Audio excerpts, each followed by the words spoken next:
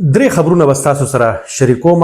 یو په کابل پوهنتون کې چې کوم واقعه رامخې ته شوې ده د هغې حوالې سره، دویمه واقعه چې کومه ده نو هغه به زه ستاسو سره په سوات په مټه شکردره کې کوم حالات روان دي په هغې حوالې سره، او دریمه به د خیبر پختونخوا کې چې د ناامنۍ کوم لهر دی د هغې حوالې سره یو رپورټ جاری شوی دی. وړومبی راځو د کابل پوهنتون. په دغه پوهنتون کې د افغان انټرنیشنل چې کوم اداره ده نو هغه راپور ورکوي چې په دغه پوهنتون کې د شپې په ماسخوتن پر مهال په هاسټل کې دننه یو افسوسناک واقعه رامخې ته شوله. داسې د درز اواز واورېدلی شو.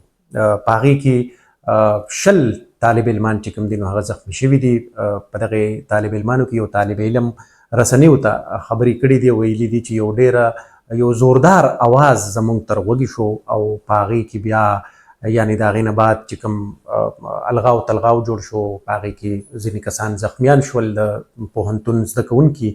نو دغه ریسکیو هلکار چې دي نو هغوی وایي چې تر د 100 پورې کسان چې کوم دي نو هغوی نږدې د علي آباد هسپتال ته رسول شوي دي. تر اوسه پورې د دغه حوالې سره د دغه کومه پیښه رامخې ته شوې ده د هغې حوالې سره داسې کوم شواهد نه دي میلاو شوي چې ګنې دغه واقعه چې کومه ده دا کوم د چاودېدونکي توکو د په وسیله باندې رامخې ته شوې ده او که نه داسې عام د ګیس سلنډر یا داسې ده. خو دغه یو ډېر غونته کې په هغې علاقه کې داسې یره ترهه چې کوم دی نو هغه خوره کړه. بل طرف ته که مونږ د مټې ذکر کوو، خاص کر په مټه کې وړاندې ورځو کې به تاسو کتلي افضل ګجر په کور باندې چې کوم خلک ورالل، وسلوال ورالل، دا ریپورټډلی د سوات د مټې د شکردرې د غرونو حوالې سره ویل کېږي چې دغه ځای کې په درزنونو کم کسان چې کوم دي کوم راغلي کسان دي. ما په خبره باندې به تاسو پوهېږئ د هغې موجودګي په لیدو کې راغلي ده، هغې راځي او خلک په نښه کوي.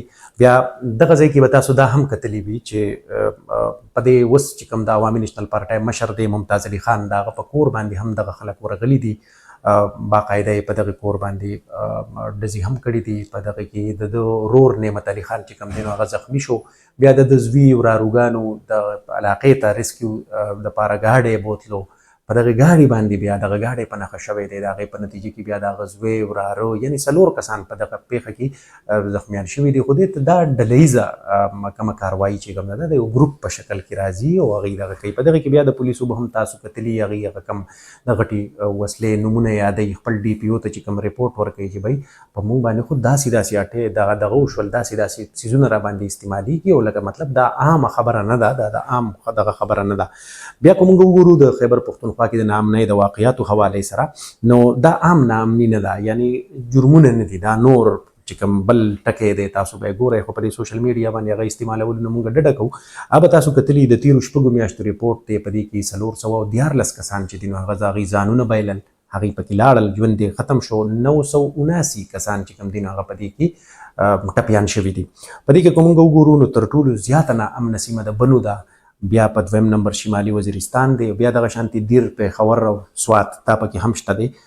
په دې 414 کسانو کې 180 چې کوم دي نو دا د سیویلینز دي، یعنې عام خلک دی، دا دوی د ژوندونه تللي دي. دغه رنګې 534 چې دي نو دا ټپیان شوي دي عام خلک. بیا کو د سیکیورټي هلکارو خبره کوو نو 214 چې کوم دی نو هغوی ځانونه بایللي دي او 415 زخمیان شوي دي. بیا که مونږ په دې کې صرف د پولیسو ذکر کوو نو 140 پولیس هلکاران چې کوم دي نو هغوی ژوند ورکړی دی، 186 پولیس هلکاران چې دي نو هغه ټپیان شوي دي. د افسي هلکاران هم په دې کې شامل دي، 6 چې کوم دي نو هغه په دې کې هغوی ژوندونه بایللي دي، 112 چې کوم دی نو هغه زخمیان شوي دي. خو صرف د بنو مونږ ذکر کوو نو په بنو کې صرف په بنو کې په تېرو 6 میاشتو کې 52 پولیس هلکار چې کوم دي نو هغوی له ځانونه بایللي دي. بیا که مونږ صرف شهریان یادو، عام ملکي وګړي یادو نو هغه 43 دي په تېرو 6 میاشتو کې. شمالي وزیرستان کې 37 شهریان چې کوم دي نو هغوی د ژوند د لاسه ورکړی دی او 115 چې کوم دي نو هغه زخمیان شوي دي.